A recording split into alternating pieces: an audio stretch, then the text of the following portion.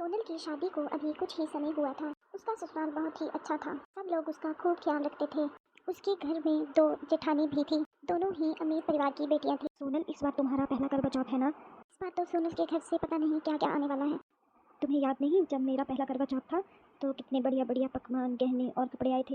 हाँ हाँ, सब याद है मुझे। आप भूल गई जब मेरा पहला करवा चौथ था तो आपके लिए भी मेरी माँ ने 10,000 की साड़ी बेची थी। हाँ हाँ, कैसे भूल सकती हूँ मैं। तो सोनल, तुम्हारा भी पहला करवा चौथ है। क्या क्या गिफ्ट देने वाले हो तुम लोग ससुराल वालों? सोनल का मायका बहुत ही साधारण था। दिल के कोने में उसे चिंता थी कि उसके मायके वाले करवा चौथ की सरगी कैसे भेजेंगे। करवा चौथ से पहले सोनल अपनी माँ से मिलने के लिए मायके आती है, पर घर के हालात देखकर वह उदास हो जाती है। हाँ, घर तो बहुत ही पुराना लग रहा है। आपने घर को कलर नहीं करवाया? क्या करें बेटा, पैसे ही नहीं हैं। अगर घर का रंग करवा दिया तो खाने के लिए भी पैसे नहीं बचेंगे। तुम तो जानती हो तुम्हारे बाबूजी की नौकरी चली गई है। अब तुम्हारा इकलौता भाई ही सारे घर का खर्च चलाता है। माँ की ये बातें सुनकर सोनल का दिल और दुखी हो जाता है।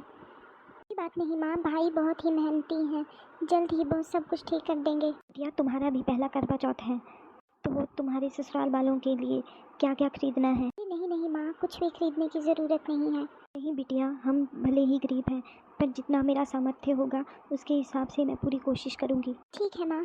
कि माँ अपने बेटे से इस बारे में बात करती है। बेटा, सोनल का पहला करवा चौथ है तो हमें उसके ससुराल के लिए कुछ सामान भेजना पड़ेगा। कितने पैसे लग जाएंगे माँ?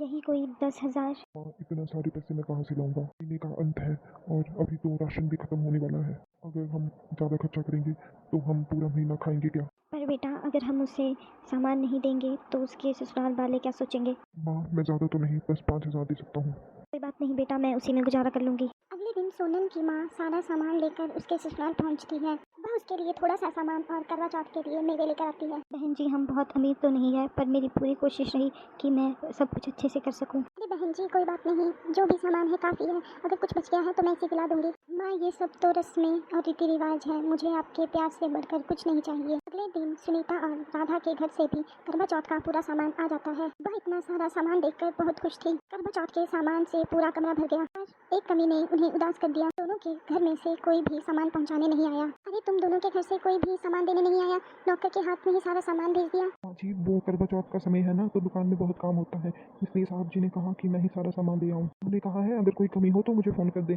वो और भी सामान भिजवा देंगे। ये सामान की क्या बात है, पर यही तो मौके होते हैं जब सभी एक दूसरे से मिलते हैं। ये भी तो दिन था अपनी बेटी से मिलने का। चलो छोड़ो, कोई बात नहीं। दोनों ही जेठानी बहुत ही उदास हो जाती हैं। चलो अब सब कुछ भूल जाओ और कल करवा चौथ की तैयारी करो। सुबह सास सभी बहुओं को सरगी देती है। सभी बहुएं बहुत अच्छे से तैयार होती हैं। सभी सुंदर सुंदर कपड़े और गहने पहनती हैं। सोनल के कपड़े सबसे सादे थे। भी उसकी जेठानी उसे आकर कहती है, सोनल, तुम तो बिना मेकअप के ही इतनी सुंदर दिख रही हो। ज़्यादा सुंदर और अच्छे कपड़े पहनने से कुछ नहीं होता। परिवार से प्रेम मिले वही सबसे बड़ी बात है। देखो, हमारे पास सब कुछ है पर वही परिवार का साथ नहीं है। और एक तरफ तुम हो जिसके पास सामान तो कम है पर उसके माता पिता उससे कितना प्रेम करते हैं।